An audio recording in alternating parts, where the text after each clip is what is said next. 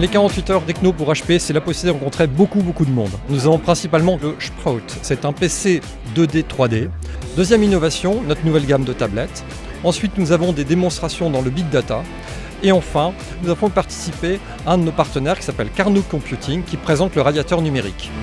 IBM, cette année, au 48 heures Techno, est venu dévoiler 2 innovations majeures, une autour de Watson et toute son informatique cognitive, et une autour de notre partenariat avec Apple, qui est totalement centré sur l'expérience utilisateur, avec un look et un feel vraiment adaptés aux utilisateurs d'aujourd'hui et de demain. Pour Cisco, l'objectif, c'est vraiment d'adresser cette année le sujet de la sécurité, qui est un phénomène fondamental pour la banque, le sujet de la virtualisation des infrastructures et le sujet du CRM. Donc comment mettre en relation un client avec son conseiller, quels que soient les outils qu'ils vont utiliser.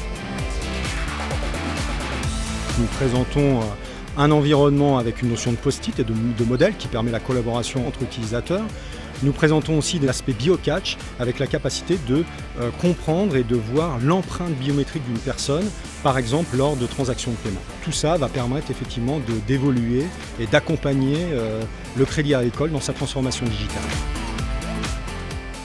Chez Atos, nous avons un robot de téléprésence pour de nouveaux usages permettant aux experts de la banque de discuter plus favorablement avec leurs clients. Exactement. Pour reconverger le monde physique, le monde virtuel, par cette téléprésence que vous voyez. Je ne suis pas présent dans le lieu, mais vous avez vraiment l'impression que je suis arrivé dans le champ de votre caméra.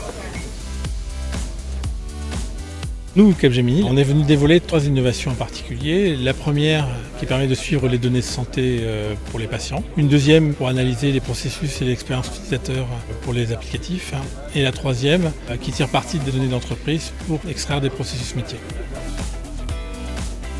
Cette année, nous avons mis un focus très fort sur les nouveaux modes d'authentification et tout ce qui tourne autour de l'Internet des objets. L'idée est qu'on transporte nous-mêmes nos identifiants et donc demain, des situations de travail où on n'aura plus besoin de se rappeler les mots de passe, de se rappeler les identifiants.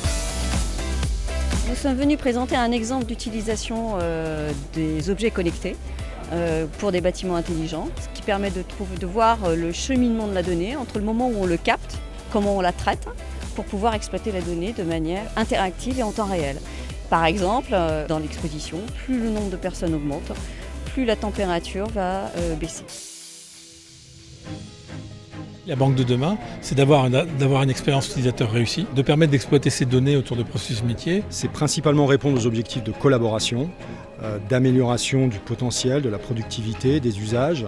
L'excellence opérationnelle, la sécurité et la réglementation bancaire. Le look and feel des applications est fondamental parce que c'est bien avec des applications très faciles à utiliser que les utilisateurs resteront à la banque. La banque de demain sera donc au cœur d'un écosystème digital au service de ses clients. La banque est en train de se transformer, c'est absolument fondamental pour elle d'adresser le monde du Big Data. C'est-à-dire d'accéder aux données qui sont dans les réseaux sociaux, dans le web, qui permettront de répondre à des exigences de la banque pour demain et de mieux connaître ses clients. La donnée est au cœur de la transformation des banques et elle va leur permettre de pouvoir interagir en temps réel avec tout leur écosystème.